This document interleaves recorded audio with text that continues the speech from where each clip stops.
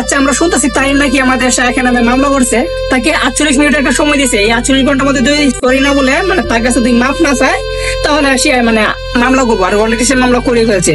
এই তুই হুজুর হইছস, তোর আমরা খুব সম্মান করি, আর তোর এই খান্ডকার হয়ে দেখে আমরা তোরা কেউ সম্মান করি না, আমি তোর গোনায় ধরি না। আমি তোরা বলতেছি তুই শাহেকের একটা জোতার পরিমাণ হয়েছিস না, তুই বেটা কি গ্যাসউদ্দিন আত্মাহিরি, তোর কি যোগ্যতা আছে? তুই শাহেকের বিরুদ্ধে এত তো কথা বলছ, এত তো মানে আসলে বলছে তোদের কাজ কি জানোস? তোদের কাজ হলো আমাদের কি উৎসাহিত কর, আমরা কি কাজ করতে পারি, এমন জেনারেশন আছি তারা যেন তোমার তোদের কাছ থেকে আমরা কিছু শিখি। কিন্তু না, তোরা যদি করো তাহলে আমরা কি করব?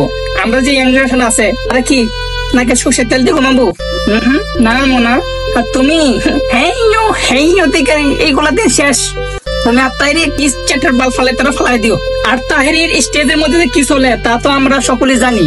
যে আমি যখন ছোট কাল থেকে মানে এখনো ছোট আছি, বাট এতটা বড় হয় নাই, আমি যখন মাদ্রাসায় পড়াশোনা করতাম আপনার কুলিয়াসর, ওইখানে একটা মাহফিল আমি গেছিলাম, যে তাহিরি একটা মাহফিলে এটা বলা হয় যে সুন্নি মাহফিল। কুলিয়াসের মধ্যে আপনার দুইটা ভাগ ছিল, সুন্নি আর ওহাবি। মানে আমরা যে মাদ্রাসায় পড়তাম তারা বলতো যে আমরা ওহাবি, আর তারা হলো সুন্নি। মানে এই বাবা করতে করতে তারা বলে সুন্নি হয়ে গেছে। আচ্ছা, কত এটা না, আমরা মূল প্রসঙ্গে আসি।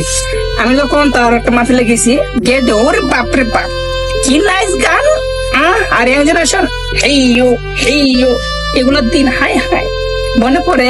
তখন তো আমরা ছোট ছিলাম, আমরাও কইছি হেইয়ো। এখন তো বুঝছি যে হেইয়ো দিয়ে হেইয়ো যে মন লাগে বাসটা দিব, এটা তো বুঝি নাই। হেইয়ো করছে, তারা ছাগল আছে, তার প্রেমে পাগল হয়ে গেছে। গা তুই কেডা যে মামলা করছস?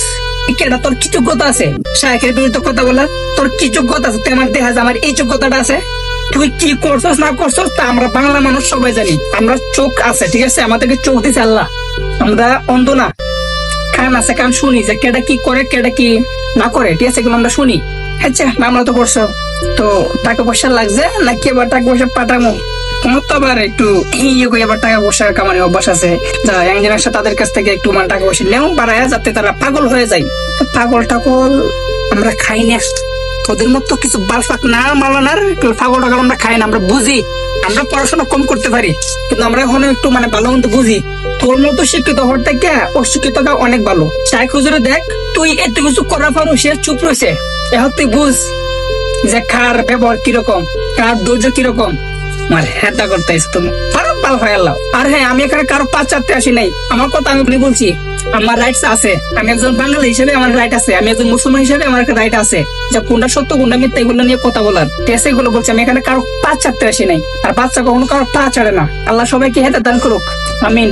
আর তাহিরি সাহেব, সময় আছে, ভালো হয়ে যাও। শাইখ হুজুরের কাছে গিয়া মাফ চাও, মাফ করে দিবে। আমি বলতেছি মাফ করে দিবে।